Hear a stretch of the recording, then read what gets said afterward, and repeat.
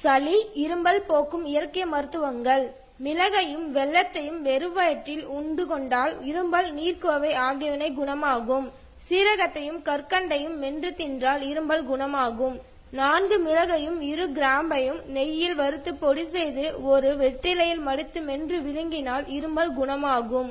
4 வால்மிளகும் சிறிதளவு புழுங்கரிசியுடன் வாயில் போட்டு மென்று அதன் ரசத்தை பருகினால் இருமல் குணமாகும்.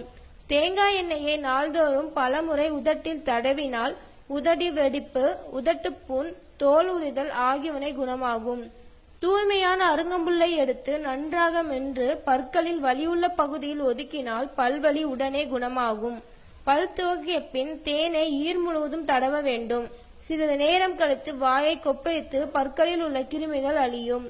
அரிசியும் திப்பிலியும் சிறிதளவு எடுத்து தேனில் 10 நாட்கள் ஊற வைத்து தினமும் ஒரு திப்பிலியை வாயில் போட்டு அடக்கி கொண்டால் ஞாபக சக்தி அதிகரிக்கும்.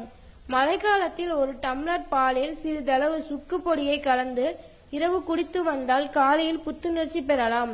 துளசி இலையை நன்றாக வெயில் காய வைத்து பொடி செய்து டீத்தூளில் சேர்த்து டீ தயாரித்து குடித்தால் நன்கு பசி எடுக்கும். குளிர்காலத்தில் ஏற்படக்கூடிய சளி, கப்பம் நீங்கும். அரிசி பொரியை தண்ணீரில் வேக வைத்து சாப்பிட்டால் இரத்த கொதிப்பினால் வரக்கூடிய தலைச்சுற்று குணமாகும். தலைச்சுற்றுடன் வாந்தி ஏற்பட்டால் வெங்காயத்தின் சாறை எடுத்து அதனுடன் தேன் கலந்து சாப்பிடலாம்.